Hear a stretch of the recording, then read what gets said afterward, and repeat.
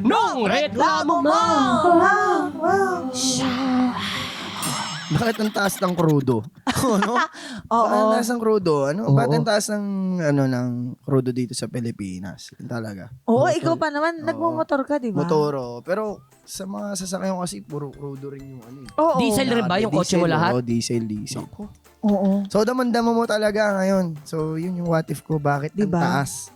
Oo. Tsaka hanggang kailan pa, hanggang kailan. saan. Oo, yun talaga yung laman ng utak at pinoproblema ko ngayon. Kasi, apektado lahat eh. Oo. Manggagawa. Oo. Doon tayo Oo, sa lalo na. basic talaga. Manggagawa, apektado. Oo. Sa pang-araw-araw, yung ultimo yung nasa mga laylayan, Oo. apektado talaga. Oo. So, kahit tayong mga nasa gitna, Oo. ramdam din natin, di Tama. ba? Ang mga honorables kayo, sagutin nyo. Oo nga, Hanggang Jesus. kailan, hanggang saan. Parang Oo. kanta yun.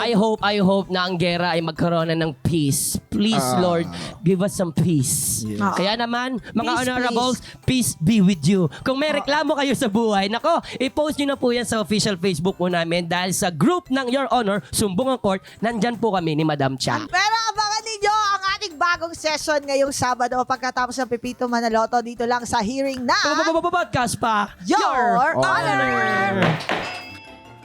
Available sa YouTube channel ng Yulol, Spotify at Apple Podcasts. Naka-livestream din po kami kada Sabado ng gabi sa Yulol. Pagkatapos ng Pipita Manaloto. Kasali ka rin sa hearing. Join na sa ating official Facebook page, Your Honor, Sumbungan Court.